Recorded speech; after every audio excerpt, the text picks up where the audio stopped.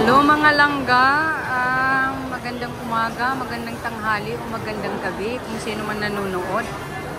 Today kumain po ako dito sa Teppanyaki, the Japanese food.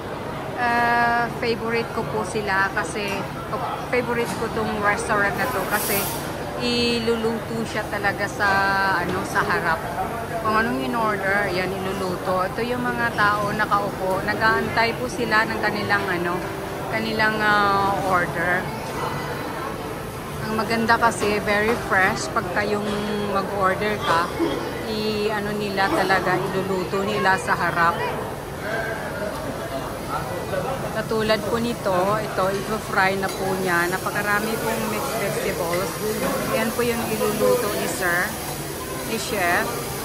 Tapos yung mga tao na yan nakaupo na nag-aantay po ng kanilang order.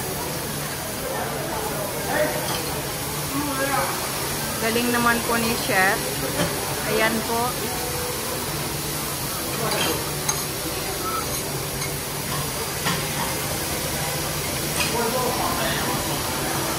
Ayan, marami po nakaupo. Ayan po sila po, mga lalat nag-aantay.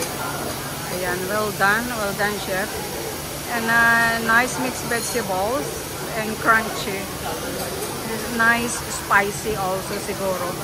Talagyan niya ng maraming spice. I don't know, maybe salt and pepper lang. Pero masarap siya guys. Katatapos ko lang kumain dito.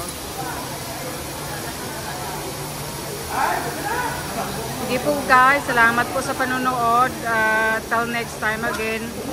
Ingat po kayo mga lalag. Bye bye.